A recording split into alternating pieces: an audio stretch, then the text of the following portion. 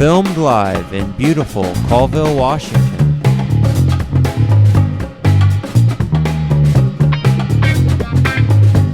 At Colville High School.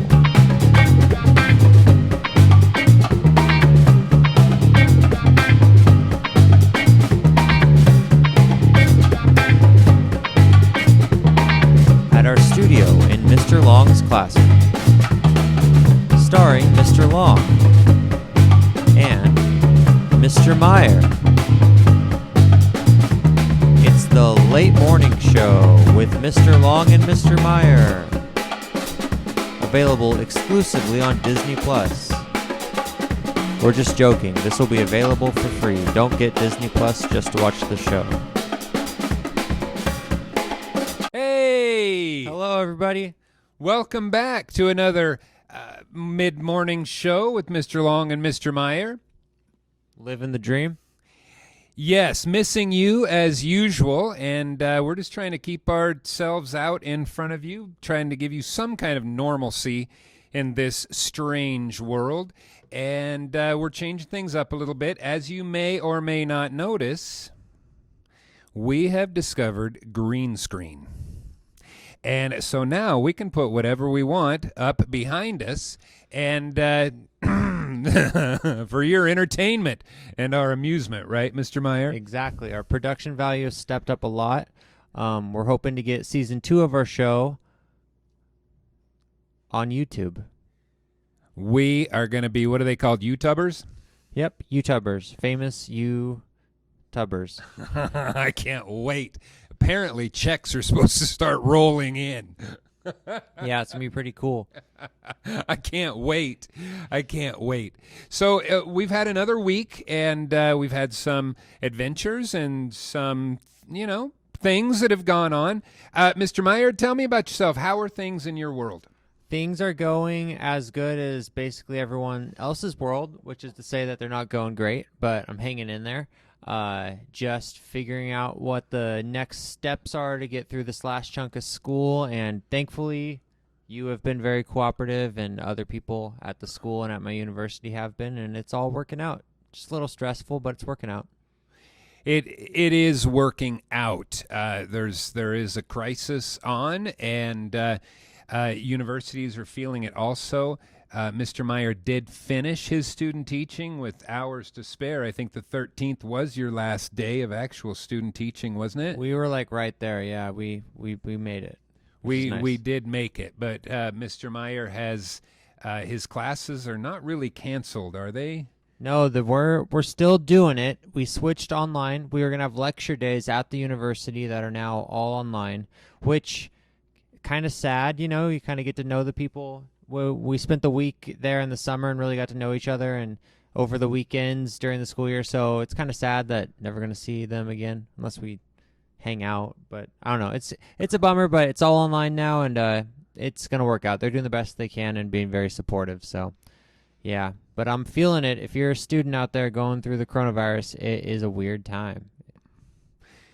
Mr. Meyer, you really touched on something. There's a lot of people who are being robbed of parts of their lives, anywhere from graduation to friends to normalcy. And we're trying to do this show to give you a little bit of that normalcy. So anyway, on that, we have been doing a few things. We try to get out of the house, and I told the family, like on Saturday morning last week, I said, everybody in the car, we're going on an adventure. And so we hopped in the car, drove out of Colville over to Kettle, drove up the Columbia River, drove all the way to Grand Coulee Dam, which is 3 hours and 19 minutes, according to GPS, away. And we had lunch at Grand Coulee Dam and got some pictures. I have some for you. Do you think we can put them up? We got a picture. Oh, there it is. There's me and my beautiful family. And then we turned around and came back. Took us an entire day, but it was much better than just sitting at home. And so away we went. Mr. Meyer, I don't know if you noticed, but since last week, I was just going to say, did you stop and get a haircut along the way? Well, you know that haircutting places are closed, so I like to call this my Corona Wives cut. You get it? Corona Wives cut. So we have Mr. Meyer. I'm looking here online and trying to speed things up a little bit. Hey, did you know that there is a Star Wars villain who was way ahead of the curve on this pandemic? Are we talking Jabba the Hutt? Well, Jabba the Hutt would be a good guess, but I'm thinking that the person that was way ahead of the curve was Darth Vader. Do you know why that is? Because he wore a cape? Close. He wore a mask. Darth Vader wore a mask. He didn't visit his son or his daughter, and he distanced himself emotionally. Wow. Hey, so social distancing in a galaxy long, long ago, far, far away. Yeah, so Darth Vader has been pulled into the this whole coronavirus thing. Hey, you know what else, Mr. Meyer? We're having a tough time. I've got 3 kids at home, and we're trying to do this distance learning also. And it's hard. It's really hard because all of our kids have different things that they need to do. And so we've decided that when they watch TV, we're going to mute it and we're going to put on subtitles. That sounds okay. Well, do you know what we're trying to do? What? Enlighten me. We're encouraging reading. Hey, think of that. Wow. Think of that. Yeah. So we have a show for you today, and our show revolves around baseball. And with the baseball, little here's what's coming. We're going to read a story called Thrill of the Grass. And Thrill of the Grass was written by W.P. Kinsella, who is a baseball writer. And he wrote a movie that was called The Thrill of the Grass. Oh. No. He wrote a movie called A Field of Dreams. Field of Dreams. And in Field of Dreams, you have a guy who builds a baseball field in the middle of an Iowa cornfield. And anyway, it's an inspirational story about following your heart. And so to carry on from last week, we are talking about success. And so the guy in our story today breaks into a baseball stadium while the players are on strike. I believe this is right around 1980. And he tears up the artificial turf in order to place real sod. And we're looking at, was he successful today, or was he just a vandal? So that takes us to our objectives. And as you can see, we have them here on our green screen. Our goal is to show how language can function in different contexts to show different themes using text evidence. And to break that down a little farther, Mr. Meyer, what are our actual 3 objectives that we're working on this week? We'll do a quick cut there. What are the objectives? They're written in front of you on a whiteboard that are hanging from the desk.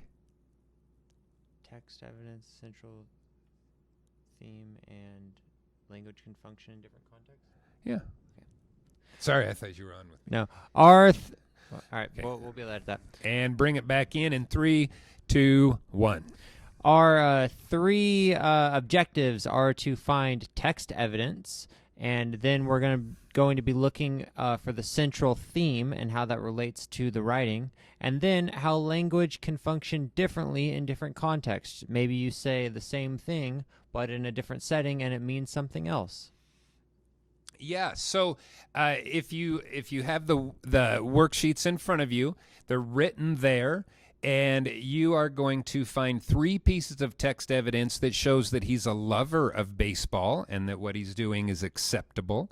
And you're going to find 3 pieces of text evidence that shows that he is a vandal.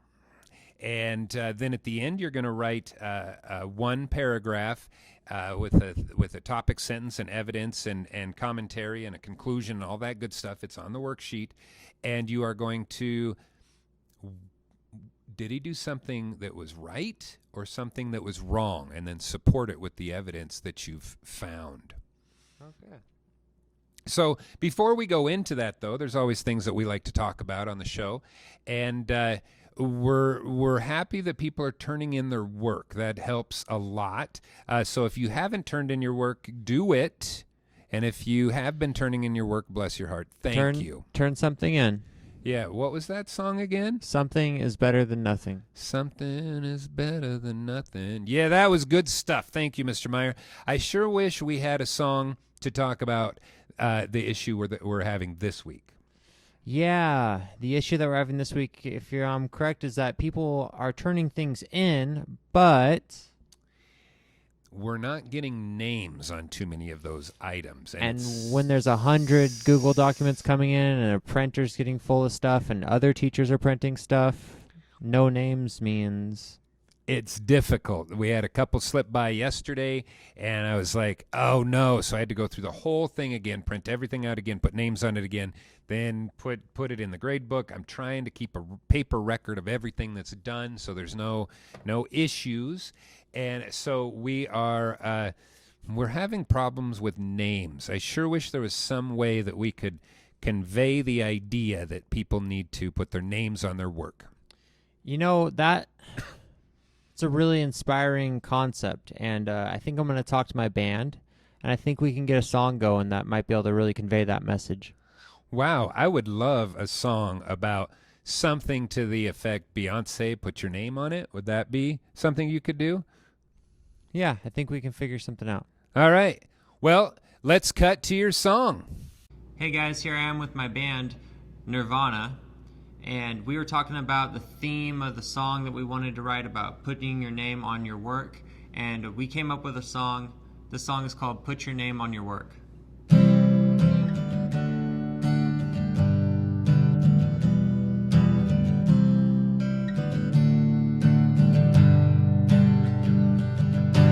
Put your name on your work. Put your name on your work. If you want to get some credit, put your name on it. Put your name on your work. Put your name on your work. If you put your name on it, you're gonna get some credit. Right now at the school we're getting 1,000,001 emails a day. So when we print something and it doesn't have a name, it winds up in a pile and it makes us really sad. Put your name on your work, that would be rad. Put your name on your work, put your name on your work. If you want some credit, put your name on it. Put your name on your work, put your name on your work. If you put your name on it, you're gonna get some credit. So, put your name on your work. Wow, Mr. Meyer, that song was amazing. You know, I got to give it to my guy, Kurt and Dave and that other dude. They really brought it artistically, and I think the song worked out. And I hope the message really goes out to all of you. Put your name on your work. I feel like I should just be writing my name on everything. That was so good. I have been inspired, Mr. Meyer. Thank you. Put your name on your work, but don't put your name on public places. You know, people write their name. It's called tagging, and that's a crime. That was called graffiti back in my day.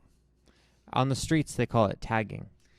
Don't tag things except your paper. Tag your paper, please. So we're getting into the warning educational content part of the show. We're going to read a story. Please, at this time, get out your paper, get out your Chromebook, whatever it is that you have, and get the work out. You're going to have a T-chart in front of you. and we are going to be reading a story in just a minute. Here we go. Here we go. Before we begin, get your worksheet out, get your T-chart out, get the story out, or have it on your computer. And I'm going to read it to you, and we're going to stop and do some work as we go. So please remember that you are looking for text evidence in the story. One that shows he is a lover of baseball, and the other is showing that he's a vandal. And at the end, you are going to put together a paragraph that states whether he is whether what he did was good or what he did was bad. Thrill of the Grass by W.P. Kinsella. 1981, the summer that the baseball players went on strike. The dull weeks drag by. The summer deepens. The strike is nearly a month old. Outside the city, the corn rustles and ripens in the sun. Summer without baseball, a disruption to the psyche, an unexplainable aimlessness engulfs me. I stay later and later each evening in the small office at the rear of my shop. Now driving home after work, the worst of the rush hour traffic is over. It is the time of evening I would normally be headed for the stadium. I enjoy arriving an hour early, parking in a far corner of the lot, walking slowly towards the stadium, rays of sun dropping softly over my shoulder like tangerine ropes, my shadow gliding with me black as an umbrella. I like to watch young families beside their campers, the mothers in shorts grilling hamburgers, their men drinking beer. I enjoy seeing little boys dressed in the home team uniform, barely toddling, clutching hot dogs in upraised hands. I am a failed shortstop. As a young man, I saw myself diving to the left, graceful as a toppling tree, fielding high grounders like a cat leaping for butterflies, bracing my right foot and tossing to first, the throw true as if steel ribbon connected my hand to the first baseman's glove. I dreamed of leading the American League in hitting, being inducted into the Hall of Fame. I batted at .217 my senior year of high school and averaged 1.3 errors per 9 innings. I know the stadium will be deserted. Nevertheless, I wheel my car down off the freeway, park, and I walk across the silent lot, my footsteps rasping and mournful. Stranglegrass and creeping Charlies are already inching up through the gravel, surreptitious, surprised at their own ease. Faded bottle caps, rusted bits of chrome, and occasional paperclip recede into the earth. I circle a ticket booth, sun-faded, empty, the door closed by an oversized padlock. I walk beside the tall machinery-green board fence. A half-mile away, the cars hiss along the freeway. Overhead, a single-engine plane fizzes lazily. The whole place is silent as an empty classroom, like a house suddenly without children. It is then that I spot the door shape. I have to check twice to be sure it is there. A door cut in the deep green boards of the fence. More of a promise of a door than the real thing. The kind of door, as children, we cut in the sides of cardboard boxes with our mother's paring knives. As I move closer, a golden circle of lock, like an acrimonious eye, establishes its certainty. I stand, my nose so close to the door that I can smell the faint odor of paint. The golden eye of a lock inches from my own eyes. My desire to be inside the ballpark is so great that, for the first time in my life, I commit a criminal act. I've been a locksmith for over 40 years. I take the small tools from the pocket of my jacket, and in less time than it would take a speedy runner to circle the bases, I'm inside the stadium. Though the ballpark is open air, it smells of abandonment. The walkways and seating areas are as cold as basements. I breathe the odors of rancid popcorn and wilted cardboard. The maintenance staff were laid off when the strike began. Synthetic grass does not need to be cut or watered. I stare down at the ball diamond, where just to the right of the pitcher's mound, a single weed, perhaps 2 inches high, stands defiantly in the rain-pocked dirt. The field sits breathless in the orangey glow of the evening sun. I stare at the potato-colored earth in the infield, the wide dun arc surrounded by plastic grass. As I contemplate the prickly turf which scorches the thighs and buttocks of a sliding player as if he were being seared by hot steel, it stares back in its uniform ugliness. The seams that send routinely hit ground balls veering at tortuous angles are vivid and gray as scars.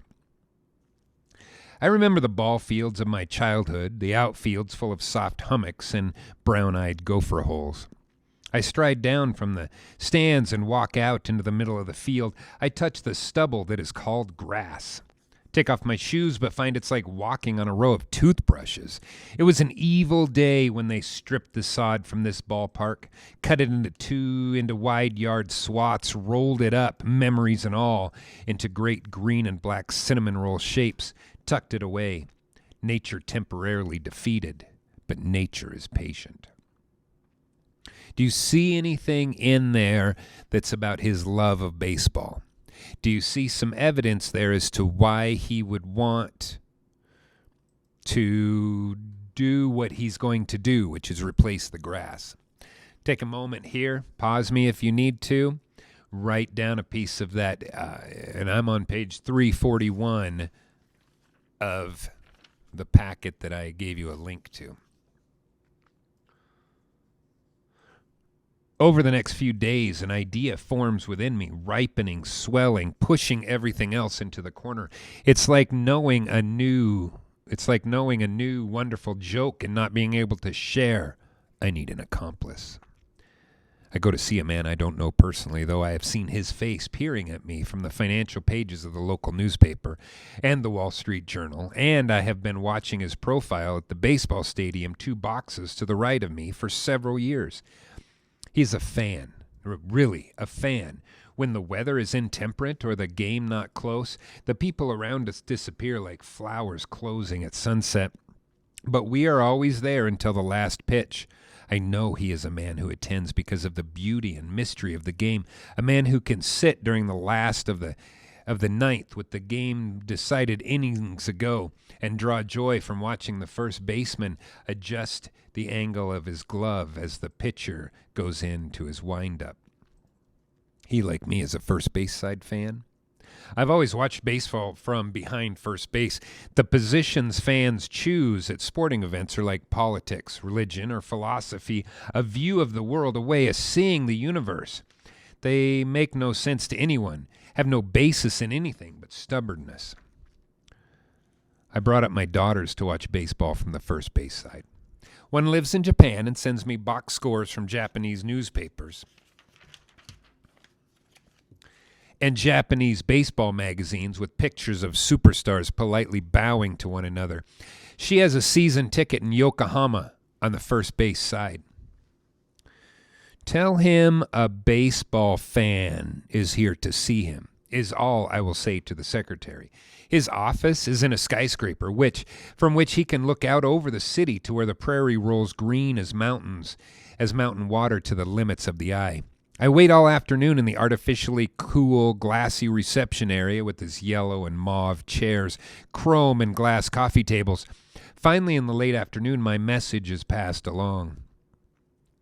I've seen you at the baseball stadium. I say, not introducing myself. Yes, he says, I recognize you 3 rows back, about 8 seats to my left. You have a red scorebook, and you often bring your daughter. Yeah, granddaughters.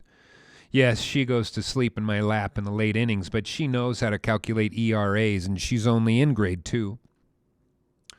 One of my greatest regrets, says the tall man whose mustache and carefully styled hair are polar bear white, is that my grandchildren all live over 1,000 miles away. You're lucky. Now what can I do for you? I have an idea, I say. One that's been creeping towards me like a first baseman when the bunt sign is on. What do you think about artificial turf? He snorts. That's what this strike should be about. Baseball is meant to be played on summer evenings and Sunday afternoons on grass just cut by a horse-drawn mower. And we smile as our eyes meet. I've discovered the baseball park is open to me To me, anyway, I go on. There's no one there while the strike is on. The wind blows through the high tops of the grandstand, whining until the pigeons in the rafters flutter. It's lonely as a ghost town. And what is it you do there, alone with the pigeons? I dream. And where do I come in? You've always struck me as a man who dreams. I think we have things in common. I think you might like to come with me. I could show you what I dream, paint you pictures, suggest what might happen. He studies me carefully for a moment, like a pitcher, trying to decide if he can trust the sign his catcher has just given him. Tonight, he says. Would tonight be too soon? Well, park in the northwest corner of the lot about 1 a.m. There is a door about 50 yards to the right to the main gate. I'll open it when I hear you. So if you're on your T chart, they have to work at night, right? That's evidence for the idea that what they're doing is illegal.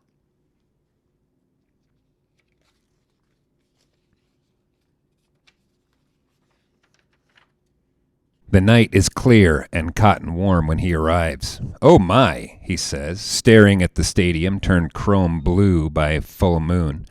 Oh my, he says again, breathing in the faint odors of baseball, the reminder of fans and players not long gone. Let's go down to the field, I say.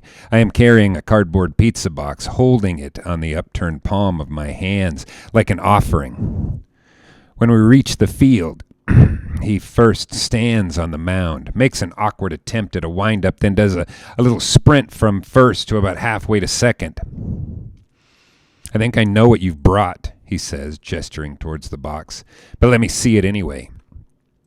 I open the box in which rests a square foot of sod, the grass smooth and pure, cool as a swatch of satin, fragile as baby's hair. Oh, the man says, reaching out a finger to test the moistness of it. Oh, I see. We walk across the field, the harsh, prickly turn making the bottoms of my feet tingle, to the left field corner where, in the angle formed by the foul line and the warning track, I lay down the square foot of sod. That's beautiful, my friend says, kneeling beside me, placing his hands, fingers spread wide on the verdant square, leaving a faint print as a Veronica, which is any handkerchief or veil bearing the faint image of Christ, is the definition of that. I take my belt, a sickle-shaped blade, the kind used for cutting carpet. I measure along the edge of the sod, digging the point in, and pull carefully towards me. There is a ripping sound, like tearing an old bedsheet. I hold up the square of artificial turf like something freshly killed, while all the time digging the sharp point into the packed earth I have exposed. I replace the sod lovingly, covering the newly bared surface. A protest, I say.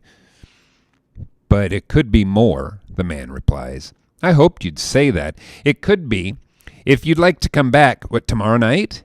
Tomorrow night would be fine, but there will be an admission charge. Like a square of sod? A square of sod 2 inches thick.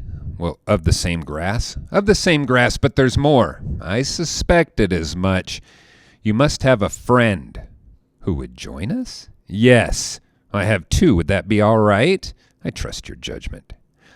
My father, he's over 80, my friend says. You may have seen him with me once or twice. He lives over 50 miles from here, but if I call him, he'll come. And my friend, if they pay their admission, they'll be welcome. And they may have friends. Well, indeed they may. But what will we do with this? I say, holding up the sticky-backed square of turf which smells of glue and fabric. We could mail them anonymously to baseball executives, politicians, clergymen, gentle reminders not to tamper with nature.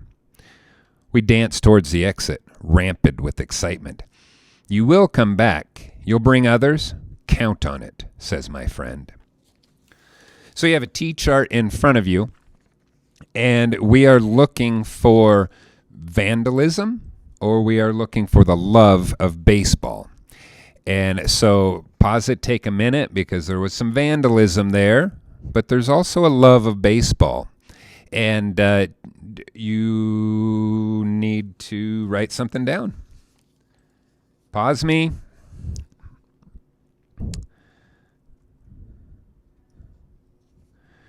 They do come, those trusted friends, the friends of friends, each making a live green deposit. At first, a tiny row of sod squares begins to inch along towards left center field.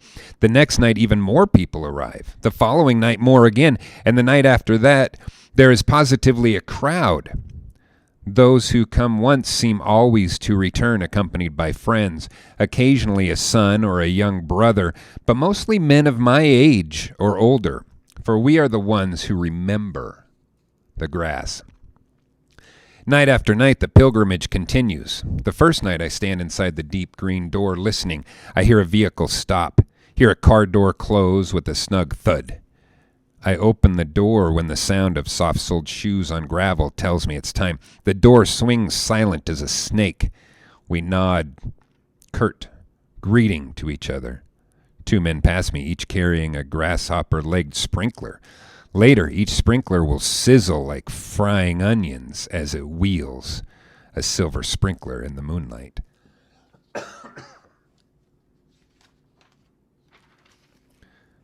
During the nights that follow, I stand sentinel-like at the top of the grandstand, watching as my cohorts arrive. Old men walking across a parking lot in a row in the dark, carrying coiled hoses, looking like the many wheels of a locomotive.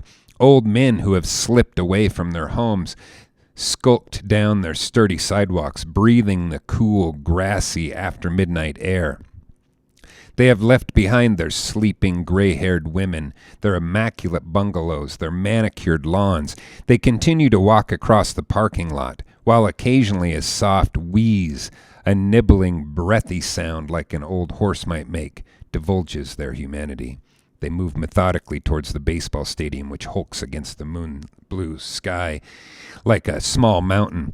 Beneath the tent of starlight, the tall light standards which rise above the fences and grandstands glow purple, necks bent forward like sunflowers, heavy with seed. My other daughter lives in this city, is married to a fan, but one who watches baseball from behind third base. And like marrying outside the faith, she has been converted to the third base side. They have their own season tickets, 12 rows up, just to the outfield side of third base. I love her, but I don't trust her enough to let her in on my secret. I could trust my granddaughter, but she is too young. At her age, she shouldn't have to face such responsibility. I remember my own daughter, the one who lives in Japan. Remember her at 9, all knees and elbows and missing teeth. Remember peering in her room, seeing her asleep, a shower of well-thumbed baseball cards scattered over her chest and pillow. I haven't been able to tell my wife. It is like my compatriots and I are involved in a ritual for true believers only. Maggie, who knew me when I was still dreaming of playing professionally myself, Maggie, after over half a lifetime together, come and sits on my lap in the comfortable easy chair which has adjusted through the years to my thickening shape, just as she has. I love to hold the lightness of her. "Where do you go?" she asks sleepily when I crawl into bed at dawn. I mumble a reply. I know she doesn't sleep well when I'm gone. I can feel her body rhythms change as I slip out of bed after midnight.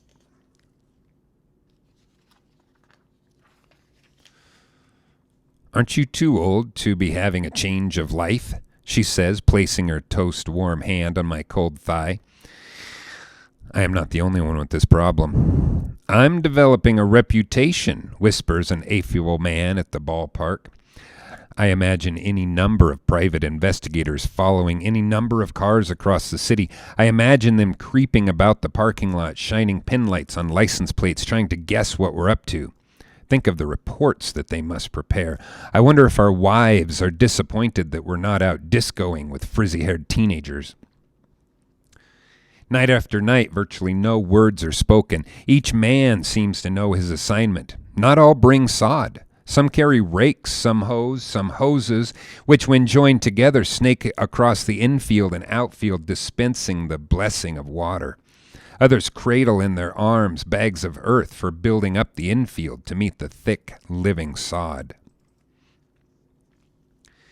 Lots of vandalism going on, lots of love of baseball. And we are looking at how language can function in different contexts, right? It depends on how you read it. So if you were the owner of the baseball park and you had just spent $17 million putting in fake lawn, you might be a little upset. If you are an older person who has seen what baseball used to be and now what it is, you'd be a little upset. So we're looking at this idea. Do you see both sides of the story? Because language can function in different ways, right? If this story were written from the perspective of the owner of the stadium, it would read differently, right? Can you imagine the police report when this all is over? Do you see how you can tell the same thing, the same story from two different points of view, right? I often remain high in the stadium, looking down on the men moving over the earth, dark as ants, each sodding, cutting, watering, shaping. Occasionally the moon finds a knife blade as it trims the sod or slices away a chunk of artificial turf and tosses the reflection skyward like a bright ball. My body tingles. There should be a symphony of music playing. Everyone should be humming America the Beautiful. Towards dawn, I watch the men walking away in groups like small patrols of soldiers, carrying instead of arms the tools and utensils which breathe life back into an arid ball field. Row by row, night by night, we lay the little squares of sod, moist as chocolate cake with green icing. Where did all the sod come from? I picture many men in many parts of the city surreptitiously cutting chunks out of their own lawns in the leafy midnight darkness, listening to the uncomprehending protest of their wives the next day, pretending to know nothing of it, pretending to have called the police to investigate. When the strike is over, I know we will all be here to watch the workouts, to hear the obedient joints crackling like twigs after the forced inactivity. We will sit in our regular seats scattered like popcorn throughout the stadium and will nod as we pass on the way to the exits, exchange secret smiles, proud as new fathers. For me, the best part of all will be the surprise. I feel like a magician who has gestured hypnotically and produced an elephant from thin air.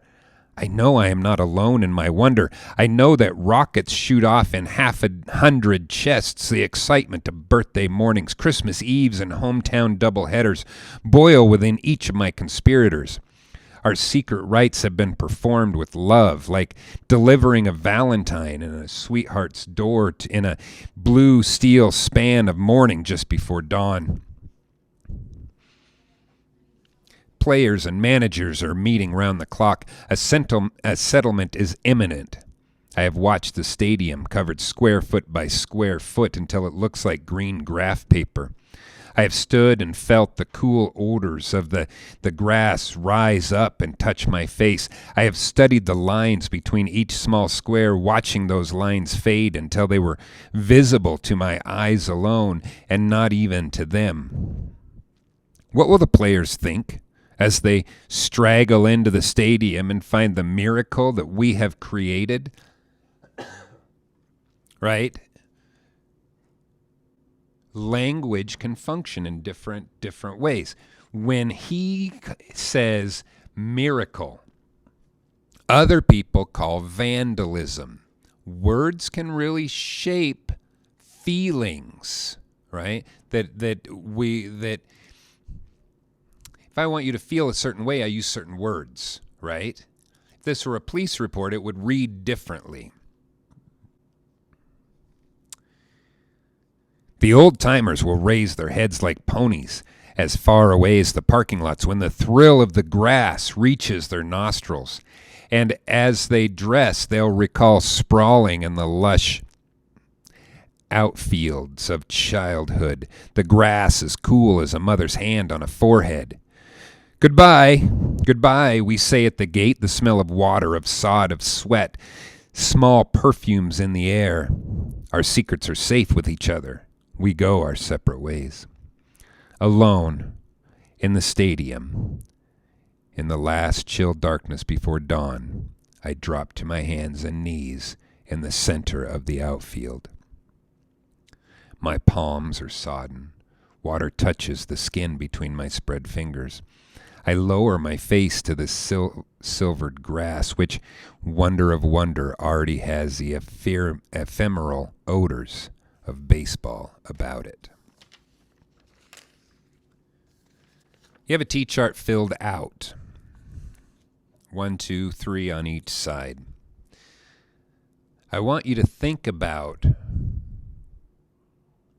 was it the right thing to do? Was it the right thing to do? And I don't know if you have your electronic copy, if you made a copy, if this copy even worked. It was a PDF for us, but and we tried to make some, but every time you did some, it would move it around. So I don't know. Do I have to have a T-chart? Can't I just type something up, right? You can just do a 1, 2, 3, 1, 2, 3, whatever turns your crank. But to write this out, 6 sentences. Performing a miracle on a baseball field is a wonderful thing, right? When he says, when he does, and then comment on it. Comment, topic sentence, evidence, commentary, concluding sentence, right? Write that up and submit that to us. And we will be back in a moment, and we're going to talk about this. See you in a minute.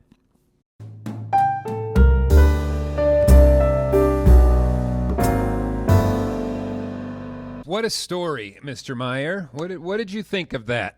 I thought it was pretty interesting. Very fitting considering there's no baseball right now in the spring going into summer. Yeah, pretty fitting that sports have been canceled until further notice. What did you see as kind of an overarching theme that goes in that story? I guess it's a story about disobedience and kind of standing up for what you believe in and doing what you think is the best thing to do, right? Yeah. So for those of you out there looking at a story like this, we chose this story for a reason, right? Stories are supposed to kind of reflect the world that we live in. And we live in a strange time right now. And the idea that certain rules apply to certain people, certain rules apply to certain areas of the country is kind of an idea that, I mean, things are, there's protests and people want their states opened, and some people believe that they can bend the rules, and we're not trying to say whether those things are good or bad. We're not here to judge or here to try to get you to feel a certain way or think a certain way. We're just trying to get you to think. That's all. So can you tell us something about rules and how those rules may or may not apply to people who have different ideas? Does that even make sense? Yeah. Oftentimes people will call it protesting or rebelling, and it's a really touchy subject because you as a person, as an individual, have to decide how far you're willing to go and at what point do you think your rights need to be protected by yourself. And it's interesting because in the story, they destroyed the baseball field, right? Is that fair to say? They cut up. Destruction would be an understatement. Yeah. Yeah. They wrecked it, and it's interesting. The tone of the story is this guy has this almost like a caricature of self-righteousness, right? Like it's a little bit left for you. He's not 100% a hero. Is that fair to say? He sees himself as a hero of the people. Yes. And again, like, what about the guy who manufactures AstroTurf? What about well, he's getting a second paycheck because they're probably going to put it back in. What about the people that own the stadium and worked for 30 years to save up for it, or didn't? We don't know. Yeah. And then the reverse is true. What if the neighborhood likes AstroTurf, and the star of the story, he has regular grass in his yard, and they cut up his grass and put AstroTurf in? Like, where do you draw the line? And as a reader and as a student, you have to decide for yourself, was what this guy did in the story right or wrong? So that brings us back a little bit to last week's story, Button Button. Success to that woman was going to be a house, cottage on the island, or the trip to Europe, or a baby, right? Those things were success to her, and not for her husband Arthur. If you haven't seen it, watch our previous video. Yeah, watch the first one. Yeah, watch the first one. And but in this story, he sees himself as a success because he has replaced the baseball field grass. Yes, which I'm not saying grass isn't important to baseball or anything like that. Who doesn't like grass? It's just an interesting way to think about it. And I told you when I was in college was when they were doing the Occupy movement. They were in Seattle. People were shutting. They weren't, trashing things like they had at other protests, but they were shutting the place down for quite a few weeks. And in New York, it was quite a few months. They would shut down businesses and stand in a protest of capitalism. And I'm not saying whether or not it was right or wrong. It's just an interesting idea that you don't like something, the turf or the business or this, so you're going to destroy it. And then if you're the police officer, how far of a line is that you go? Does this guy go to jail because he's destroying the turf? Do the protesters go to jail because they are choosing to, the word is civil disobedience. They're not hurting any people or killing anyone. They're being disobedient. It's really touchy. So the idea of civil disobedience was really explored during the period of slavery prior to the Civil War. And people in the North, abolitionists, could be arrested for helping escaped slaves escape further into freedom. And it was illegal to help a slave escape. And so we look at that now, and we're like, well, shouldn't you right a wrong? Shouldn't we treat all people fairly and equally? So then we look at this story, and it's not in any way like slavery. It's not even close on the level of concern. But after the 80s, AstroTurf was replaced with real grass in many places. It was, for some stadiums, it was a failed attempt. And so, in a way, he was right. And there's a term, the ends justify the means. And it means that you may be doing something illegal, but when you're done, if everybody agrees with you, then you're suddenly a hero. But you don't know if what you're doing is right. Yeah. It's a complicated, touchy thing. You really got to know what the end goal is of something. Yeah, it's tricky. It's a tough thing because you can picture now the world that we live in with the pandemic and the quarantine, and you look at the idea, we don't want this to spread. This is scary. It's unknown. We don't know where it's going to go. But on the flip side, it goes against like most constitutional rights. So it's like, should you do it because it's the good for the good of the nation? But how far, right? And I don't know. If I knew the answers, right, I'd be running for governor. I'm not. But it's an interesting thing because this story is, what's the greater good, right? And so it's a confusing thing, and you really need to have convictions, like know what it is that you stand for, and if you stand up for those things, how are you going to protest? This guy in the story, he sends out packages to people, and they have bits and pieces of the stadium turf inside of it. I don't know if he does it or not, but he says, he can imagine it happening. I don't know if he did it. It kind of reminds me of Batman. Yeah. Batman broke the law to help the people, yeah. Yeah, because Batman is a vigilante, and the people that he goes after and he beats up, they didn't get a right to a trial. They didn't get to explain their circumstances, have a jury of their peers, right? Batman just went after them. And can you just have random people because they're rich or talented or have access to really cool batarangs or something? Does that give them the right to bend the law? And so this story wasn't chosen just at random. This story was chosen to get you to think about modern times.